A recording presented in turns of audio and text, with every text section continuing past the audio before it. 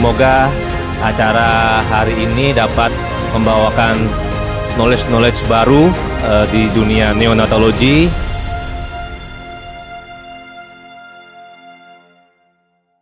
Okay, yeah. So you can see that on the screen here we have the FOT that you will be able to press at the bottom. Cannot really see here, but it is one of the buttons here where you can press FOT.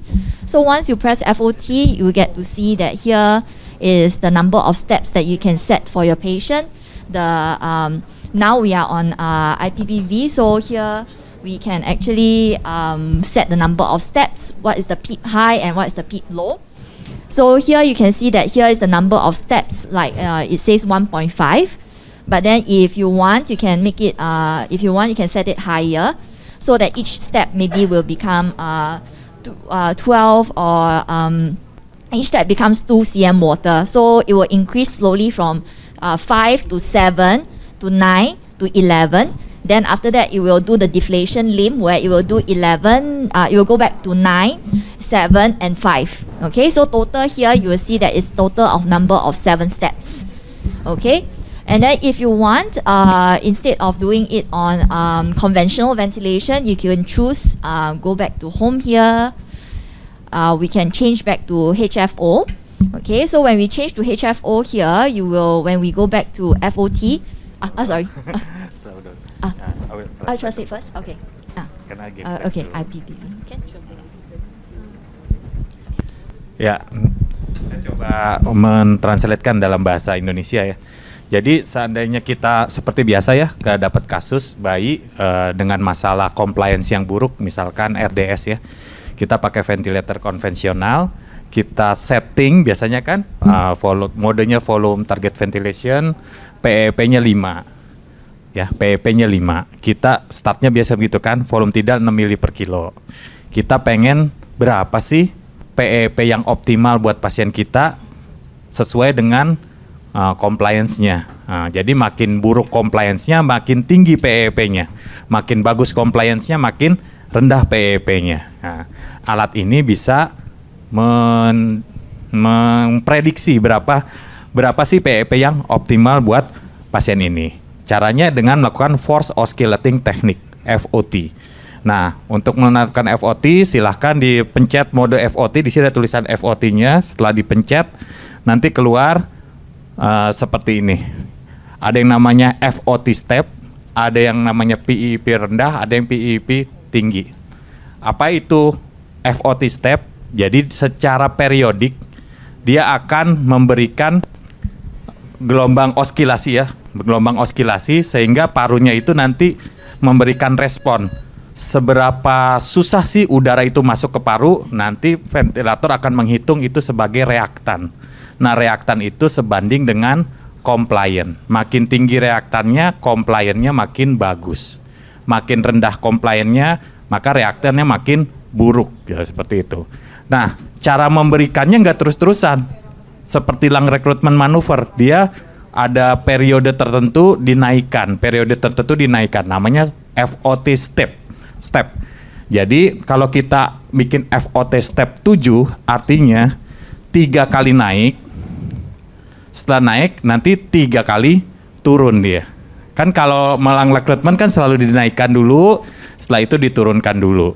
Jadi angkanya FOT step tuh harus selalu ganjil, nggak bisa genap. Ya, karena butuh dibagi 2. Kalau ganjil dibagi 2 tuh pas, 1 di tengah, ya kan? Jadi bisa 7, bisa 9, bisa 11. Bisa juga kalau males mungkin 5 ya, bisa. Tapi magic numbernya 7. Rata-rata 7. PEP low, ini adalah PEP yang kita set terendah sewaktu dia direkrut.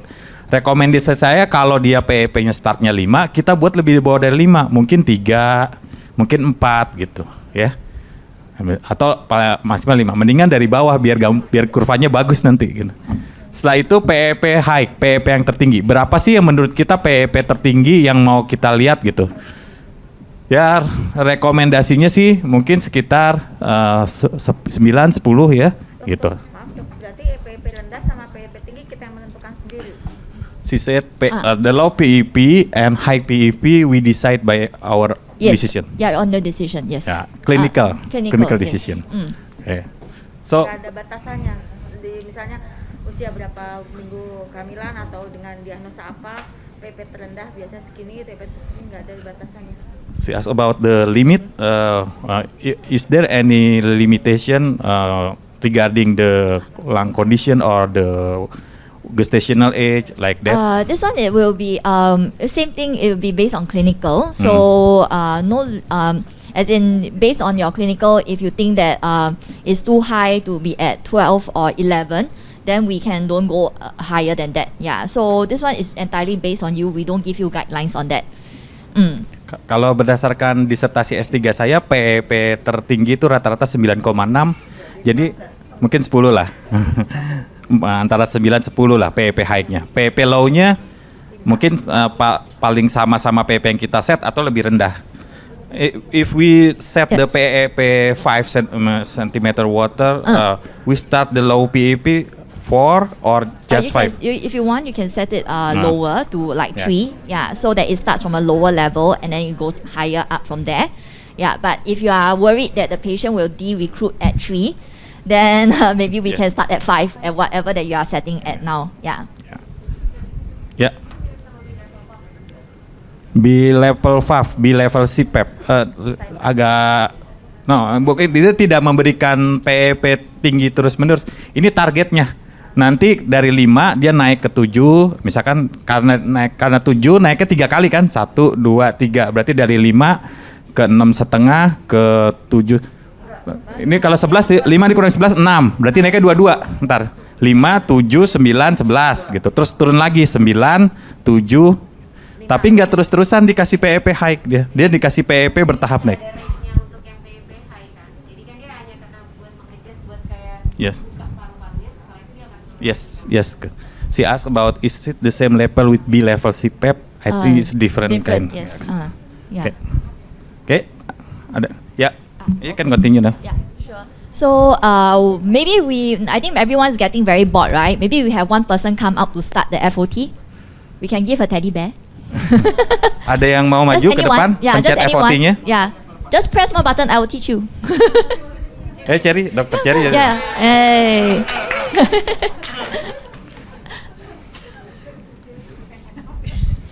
Yeah, so to start FOT, you just need to press this button here. This one. No. It's already set, so we just need to press this one. Nah, yang tanda itu. Iya itu. Start, yes. So now it just says that we will start FOT. So during FOT, it will change to CPAP. Ini gambarnya jangan dua-duanya video, satu ventilator. Yes, yeah. Satu ventilatornya. Ventilatornya dong justru, jangan videonya nggak penting. Okay, so now you see that on this part, I think okay. Jadi pencet ini dulu nih, pencet yang ini dulu. Yeah, Step ini untuk memulai, start button. Habis start. Then after that, you can press the play button here, which is this button. Yeah. Sini. Yeah. Okay. And then it will start the FOT. So now they are setting the PEEP now to 5. Okay, so let's try not to move the yeah. So it starts the PEEP to 5. Then after that, it's you can see that it has already given the FOT signal. And then so now we actually will have the reactance, which is the compliance plotting at PEEP of 5 for the patient. Okay, so once stable, if you want, you can press again the FOT. Wait, let me change the compliance of the lung. Yeah. Okay, so now press again the FOT button, and then you will see that the PEEP will increase from 5 now to 7. Okay, so it's at 7 now. We can press start FOT again. You can see that now it's giving a FOT signal. Okay, this is the FOT signal that is giving. It looks like oscillation, and then it's getting a signal back from the from the patient to the ventilator, and now it plots another reactance here for the patient at the PEEP of 7. So the next PEEP, when you press next here, would then go to PEEP of 9. Yeah. So yeah, you have to press every step. Yeah, because in case if the patient's hemodynamics is not good, you can stop the procedure immediately. Yeah, if it's automatic the whole time, then it might be dangerous for the patient. Then you will not, it might not be good. Okay, so then now you can see that the PEEP increased up to 9 already. So here is the measured. Then we can press FOT again. Yeah, so the ventilator will send a signal to the patient. Then after that, you will plot another graph here. Okay, then now. The signal. Okay, so now once it's stable, you can press again start. Okay, and then you'll see that the PEEP now will increase to The highest. okay, so now because it says patient disconnected, yeah, so you can see that FOT whole thing got reset. Okay, so try, because there's a high leak just now. Yeah. Okay. Yes. Yeah. So you yeah, you can- can okay. Jadi FOT ini dilakukan secara bertahap. Ya, tadi kita udah bahas tentang PEP tinggi, PEP rendah, FOT step. FOT step 7 artinya Seal it, yeah. 3 ke atas, 3 ke bawah. Berarti kalau selisihnya adalah 11 kurang 5 itu 6, berarti 6 dibagi 3, 2. Jadi dari 5 ke 7, 7 ke 9, 9 ke 11. Habis 11 dia balik lagi ke 9, balik lagi ke 7, balik ke 5. Nah, nanti ketika kita pencet FOT-nya start, di sini dia akan terlihat nih PEP aktualnya berapa. Kalau PEP aktual sudah tercapai, tidak perlu menunggu 3 menit penuh. Kita boleh pencet lanjutkan FOT-nya dari 5 pindah ke 7. Terus dilihat lagi di sini, dia akan berjalan selama 3 menit. Misalkan 3 menit belum selesai, dia angkanya sudah tercapai ke 9, silakan pencet lagi. Nanti hasilnya akan seperti ini. Hasilnya seperti ini reaktan yang pertama, ini reaktan kedua. Ini reaktan ketika PEP 5, ini reaktan ketika PEP 7, ini reaktan ketika PEP mulai 9 ya. Kita lihat 9 sama 7 sudah tidak ada bedanya. Berarti ini udah deket-deket mau over distensi ya. Berarti kita mungkin pilihnya antara ini atau ini. Mending kalau kita teruskan, nanti kalau dia turun, berarti kita ada di sini lah. Yang paling bagus. Kurang lebih seperti itu ya. Oke. Okay. Itu memang jarak pencetnya setiap 3 menit. Kalau tidak dipencet 3 menit selesai, tapi kalau kita angkanya PEP-nya udah dapat, kita boleh cepat. Misalkan baru 1 menit, kita pencet aja. Kalau udah PEP-nya udah sesuai sama yang kita naikkan. Ini kan mulainya 5. 5, 3 kali step ke atas, 3 kali step ke bawah. Selisihnya 6 targetnya. 6 bagi 3, 2. Dia 2, tiap 2. Setiap dipencet dari 5 jadi 7 bisa langsung lanjut FOT-nya. Walaupun belum sampai 3 menit, Yes. satu dari itu pencet aja lah. Yes. She asked, even though it's not 3 minutes yet, Yeah. but the PEP, the PEEP already Already this, reached. Yeah, you can start. Yeah. So it faster. You can do it faster. Faster. Yeah. Okay.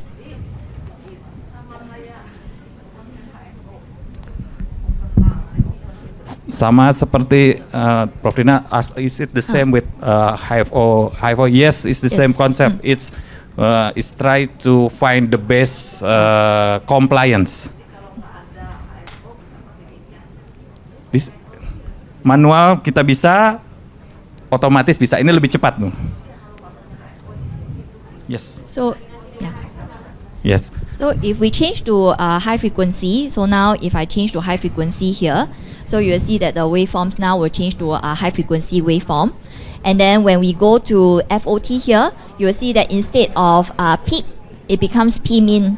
Yeah, so with the P-min, it's the same thing, you'll get the same graph. And then from there, you'll be able to find the optimal mean airway pressure for the patient. Yeah, so same procedure, just start and then go on to the next mean airway pressure value that you want, and then we will be able to see where is the highest compliance, highest reactance level, and we will set the optimal mean airway pressure from the patient based on that. Ya, jadi FOT ini bisa dikerjakan di ventilator konvensional, bisa dikerjakan di HFO. Kalau di konvensional yang dinaikkan PEP, kalau di HFO yang dinaikkan mean airway pressure. Sebenarnya itu menaikkan hal yang sama ya, dua-duanya. Nah, sama, langkahnya pun sama, cuman PEP berubah, settingnya ya tentu. Misalkan awalnya kita pakai setting mean airway pressure-nya 12 cm air gitu. Jadi lebih baik mulainya dari bawahnya 10 atau 8 biar nanti kurvanya terlihat cantik gitu ya. kelihatan. Kalau 10, menurut saya 10 atau bahkan Vancam bilang kalau ngerekrut dari bawah dari 8 it's okay. Max-nya, nah max-nya itu she ask about maximum mean airway pressure max for the HFO. Do you have any suggestion based on clinical? This one, no suggestion also as well. So because it will be based on what you set on your patient on conventional, then from there you set your settings on HFO, right? So whichever max that you have based on the patient's conditions, then you set accordingly. So I will not also recommend what is the max for you. Yeah. Menurut saya jangan terlalu tinggi maksimalnya dok. Misalkan dokter mulainya setnya di bawah PMIN-nya 8, mungkin di sininya lebih baik 14, 15 ya. Kayak biasanya kita segitu. Karena kalau di atas 15 tuh biasanya udah agak-agak ngeri pakai HFO ya. Lebih baik mungkin sekitar 15, 14, 15 ya. Lebih baik nanti seandainya kurvanya nanti tercapainya belum paruh burung, kita naikin lagi nanti P atasnya, itu lebih aman. Nggak apa-apa ini ambil bawah sedikit, yang penting aman. Itu sih dok. Berarti yang bawah baiknya mungkin sekitar 6-8. Ya, yang bawah pokoknya di bawah P-min kita sekarang. Tapi yang atas saran saya sih mungkin sekitar 15, 14, 15 sekitar segitulah. Karena di atas 15 itu sudah cukup besar ya. Seandainya nanti lihat dapat paruh burung apa enggak. Kalau nggak dapat paruh burung boleh naik lagi nih ke atas. Diulang lagi FOT-nya. Okay, I said to them that maybe safer if we go to 14, 15. After that, if we then have a big like that, Yeah. you can increase Yeah, you again. can increase again. Yeah. Good, fine. Okay. Then after that, now we can show you the not auto sensor, the FOT. So FOT, we can turn on the SpO2 sensor here. Okay, so we put on the Massimo sensor. So once it's turned on, when we go back to the sensors here, we will have the SpO2 option here to turn on. So once you go to the SpO2 here, you'll see this screen where we can set for Preco. Yeah. So Preco here, maybe if some places 90, you can set as your low end of whatever that it will alarm for you. And then here would then be the high end of your SpO2 that you want to set. Maybe some places you want 95, you can set 95. Okay. Then there is this one, which is the FiO2 range that you will allow for the ventilator to titrate the FiO2 based on the patient's SpO2. Okay, so this one is alarming low SpO2 because I'm using a simulator here, and the simulator is giving an SpO2 of 83. Okay, and then our alarm here, we set it at 88. Okay, so here once if I were to turn on the Preco here, you will see that now the O2 is at 20%, right? So the O2 will keep increasing until it reaches 50%. To try to make sure that the SpO2 reaches my target of 90 to 95. Okay? Do you want to translate first or Yes, I continue? I think sekarang ini Preco ya. Jadi Preco sistemnya kita set dulu Preco-nya dinyalakan. Setelah itu kita set target FiO2 yang mau kita target ya. Kalau target 95 tinggal pencet aja. Kalau mau if we want to lower the 90 become can. 80. Yeah, I Okay, can bisa you want 88 diturunin. also can. Yeah. Bisa diturunin. Okay. Mungkin target kita 90-95 ya. Setelah itu begitupun alarmnya bisa di set. Nanti kalau dia tidak mencapai target, FiO2 pelan-pelan akan mulai meningkat. I think that's they understand. Mesinnya sendiri. Mesinnya sendiri. Nah, Tanpa kita merubah FiO2. tanpa kita merubah FiO2. Nah, Kita ngasih target aja, Ya. mesinnya berpikir sendiri. ya. Problemnya adalah seandainya ada paruhnya kolaps atau kinking ETT, lendirnya banyak, itu pasiennya akan terlihat bagus saturasinya, selalu bagus. Nah itu problemnya. Tapi di sini alarmnya akan nyala. Nah kita harus segera memperbaiki kondisi pasiennya. Oke, you can Yeah. continue. Okay, so maybe we have one more person coming up to start Preco. Ada yang mau start Preco lagi? Ya, tanya. Tadi kan saya nanya kalau shock kan dia jadi error ya, maksudnya nggak bisa bergerak. Iya. Nah itu apa yang akan terjadi di ini? She asked about if there's some hemodynamic problem like shock. Maybe the pulse oximeter will not reading correctly. Yes, yeah. So what happened if with the this? pulse oximeter is not reading correctly, you can see the perfusion index here, and also at the side here, there's a signal quality.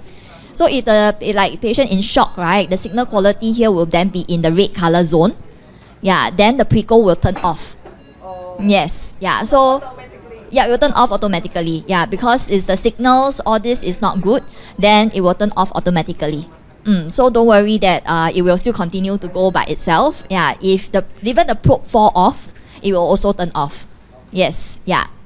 So once you troubleshoot the alarms, then some troubleshoot already, then you can turn on again. If you don't troubleshoot, it will always be off. Ya tadi kalau lagi shock nanti itunya pulse perfusion indexnya akan turun biasanya di bawah 0,5 biasanya. Nah itu juga kelihatan barnya, pulsatil barnya juga akan berwarna merah. Otomatis sistem akan berhenti. Nah, jadi tidak bisa digunakan lagi. Oke, yuk. Waktu set yang premium high itu ada proteksinya nggak? Jadi nggak sampai bikin pneumotorak atau apa? She asked about when we do the FOT. We afraid when we do the recruitment, it will be make pneumothorax like that. Yes. So is there any safety in this ventilator? Just stop the problem.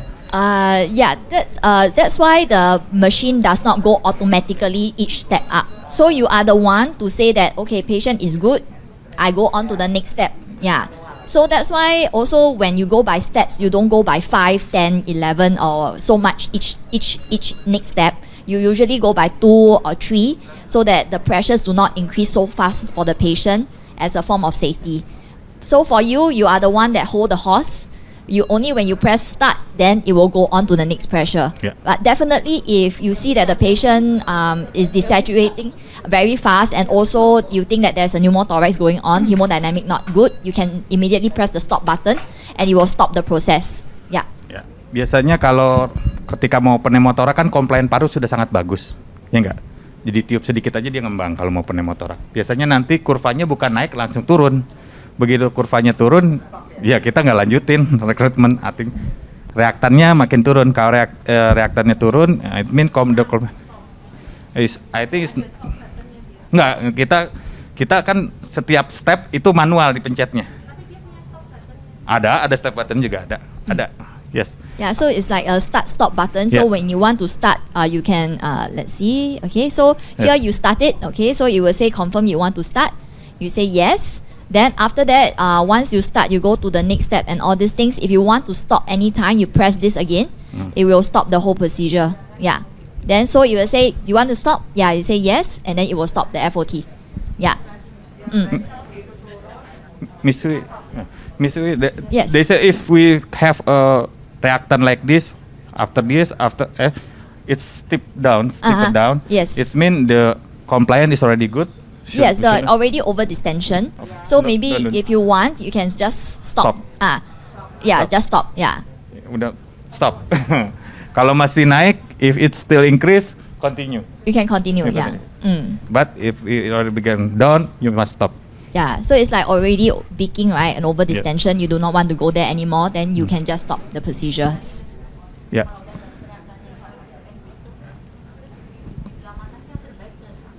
Which one is the best PEP if we give a good curve of reactant like this? Okay. So if you get a good curve of reactants, then we will see where is the highest point. The highest.